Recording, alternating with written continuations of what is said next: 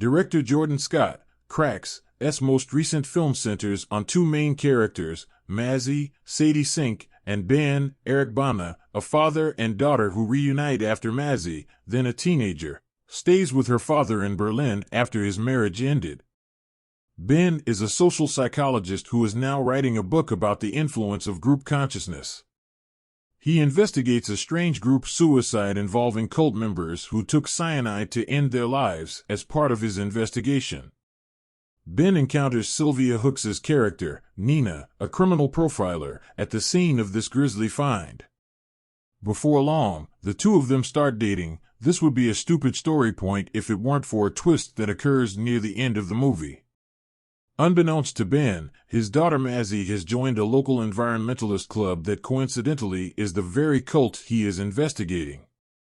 Ben sets out to investigate the Berlin cult. A dashing young man named Martin, Jonas Dassler, brings Mazzy to this group. He has been sent by Hilma, Sophie Royce, the cult's captivating leader, to recruit her. When Ben finally realizes what is going on with his daughter, it's the standard race against time in which he has to find her before something dreadful occurs.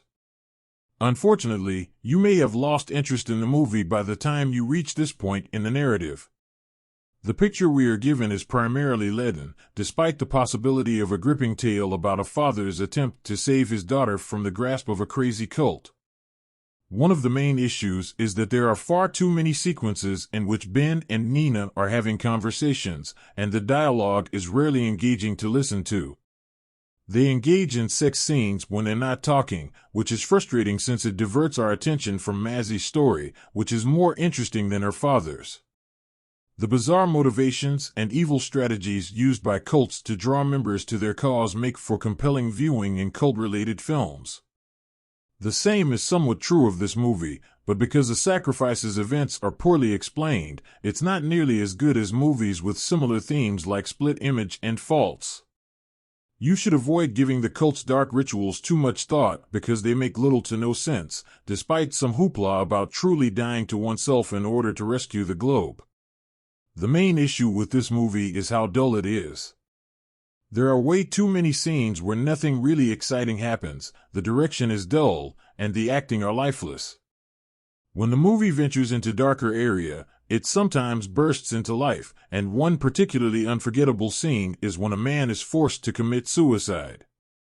However, the most of the movie unfolds like a protracted episode of a crime procedural, with a lot of filler to sit through before the occasionally enjoyable scenes.